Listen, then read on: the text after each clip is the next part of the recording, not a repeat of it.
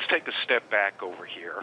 I think the probability that Musk is going to get sued by the SEC is quite high. We all know how these situations get resolved. It'll be in the form of a settlement. And there's a certain element of sadness in what we're talking about because this entire problem was entirely avoidable.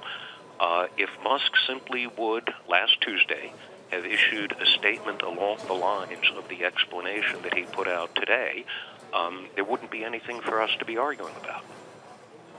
Why do you think that didn't happen? Why do you think he waited so long to, for example, put this blog post up with more details until today? Well, first, I think that's a great question, and I think we need to understand, at least in my view, that Elon Musk may well be a bit of a visionary genius, but he's a visionary genius with impulse control issues. He could have achieved all of his stated objectives in terms of informing his shareholders about his plans for the future by being a little bit more temperate and by explaining everything that he explained to the world today, last Tuesday. Professor, a key moment for me in his explanation is when the board tells him that it's okay to go talk to large shareholders about this plan, and he decides to tweet it to the world, but not as a representative of the board, as an individual who's looking to take this company private. Isn't that an odd moment where after acting as part of the board, he then acts as an individual based on that information? I mean, it seems to set up a very strange dynamic within Elon Musk and Tesla. Well, there are so many odd moments here, and again, all of these odd moments were entirely avoidable.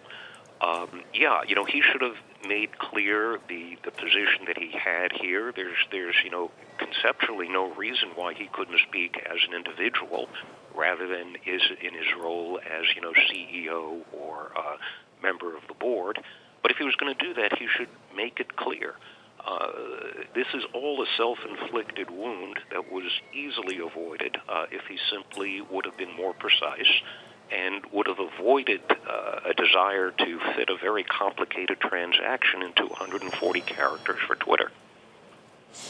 Commissioner, the other key piece of this to me is that if you have the Saudis coming in for this take-private deal, given the fact that we have seen lawmakers strengthen CFIUS in recent weeks, is this a deal that could actually get through regulators? It remains to be seen. CFIUS is being strengthened in ways that, we're not entirely sure what the final regs are going to look like.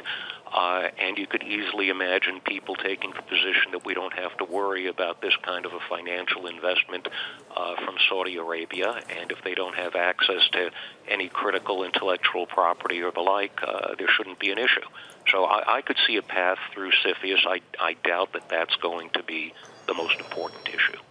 Finally, just a couple seconds left here, Professor. Does the blog substitute effectively for an 8K? That's a great question. I think as a practical matter, given the broad dissemination that you get on Twitter today and the number of followers and the fact that thousands or millions of people have already picked it up and we're talking about it on CNBC, you get more dissemination if you're Elon Musk on Twitter than if you file an 8K. It's better than an 8K.